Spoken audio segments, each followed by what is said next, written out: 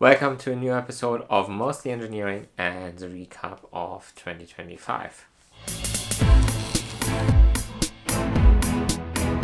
So, welcome to the first episode of 2026, and I thought let's take a closer look what's on the workbench right now and take this as a starting point to reminisce a little bit about the past year and what is going to come up next. So, welcome to the workbench in 2026, and let's start like we did last year with the model on the bench. And this time it is this beautiful Focke-Wulf 190 in 1 to 70 scale. And you see it's relatively finished. There's still a little bit of weathering to do, especially to tie in this sketched areas with the rest of the ring because the contrast is still so stark. The lower side needs weathering and of course some of the detail parts. But overall, it looks really, really nice, and I'm also really pleased with the paint job. And this is basically the thing that happened this year that my airbrushing skills got to a point where I'm consistently satisfied with the results I'm getting, and also doing freehand canvas and the modeling stuff and stuff like this. I'm now at a point where this reliably works. What is really nice and a good point to then refine the skills even further. If you ask yourself what happened to the model I showed off last year, that's here. Here's our MiG-29, and this is the first one where the freehand camo really worked. But I had to paint it 5 times, so I also removed the paint in between, and then while doing it,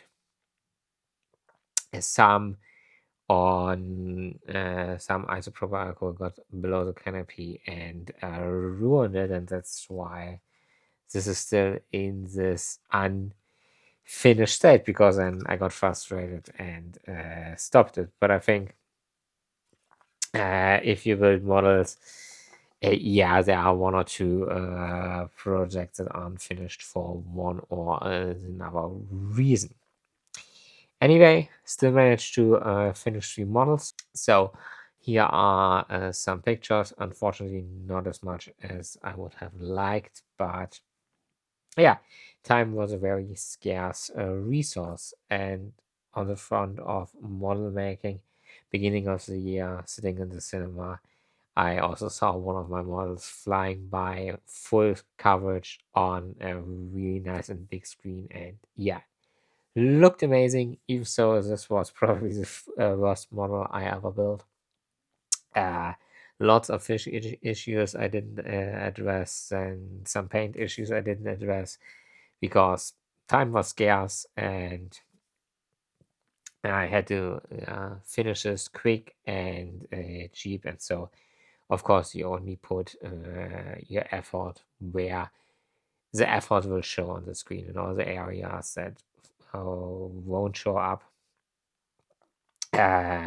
you completely disregard. And yeah, it was fine. Also, then in May we had the team screening for the other big projects the year before, and sitting in the cinema, seeing your name roll by in the end credit scenes.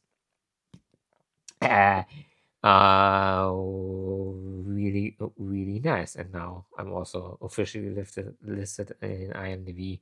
Felt quite good.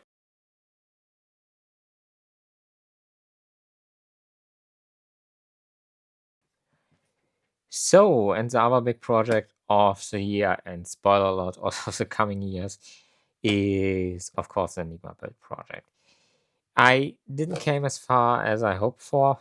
The hope was that we will have all the mechanics finished by now, but time was a very scarce resource. This year we had in the company 2 big projects, 2 big film projects, and I got a lot more responsibility in building the props, what felt really nice, but also takes a lot more time. And then as we drive to be a partner that is easy to work with, reliable, and that we can make things happen, you come to a problem you come to us with a problem and we will find a solution. That's at least what we drive to. And most of the time it works. And it really paid off because someone, I think I have it from Laura Kempf, once said, like, the reward for good work is more work. And we really felt this because the second project was with the same partners again. And on the second project, especially, we got a lot more props to build than originally intended, and felt really rewarding. But the downside of this was that I didn't have a full weekend since September. So yeah, working hours in the film industry is still a bit crazy. Let's put it this way, and therefore the time for the Enigma build project was a little bit scarce. Also, in the beginning of the year, I said, like, I want to have the Kickstarter campaign for the rotors finished by March. I wasn't finished in March. I was nearly there at about end of April, beginning of May, and then something in the back of my head, or maybe it was just a procrastination, said, like, better wait till we know that the rotors will fit. And boy, am I happy that I did. Because as you all saw, like, the rotors doesn't fit. This blade has to be resized about 1.6 millimeters, meaning that in its current state, the rotors don't fit, and I have to redesign them completely. So I'm very happy that I didn't start selling you these things, ordering parts, and so on and so forth. But yeah, that felt like a really big gut punch, and also killed a little bit the motivation. But then on the other hand, all your comment, or most of your comments below this video are really nice, brought some motivation right back up. And this is when sometimes when I ask myself, why do I film the process? Because filming and making the videos about it, it just means that the project will take at least twice as long. And especially in a time where time is a scarce resource, you ask yourself, why are you doing this? And then it's basically your support, your comments under the video for the lever. Someone commented like that he's always looking forward for the new videos, and it was like 10 minutes after I posted the video. So someone has clearly subscribed and pushed the notification bell. So thank you a lot. That comment really made my day, probably the whole week. To all you guys who aren't subscribed, there's a button down below or at the end of the video description, and it's just a click for you, but it really means a lot to me. And thanks for all of you who are with me on this journey, to write the nice comments, and yeah, you are the reason why I'm still actually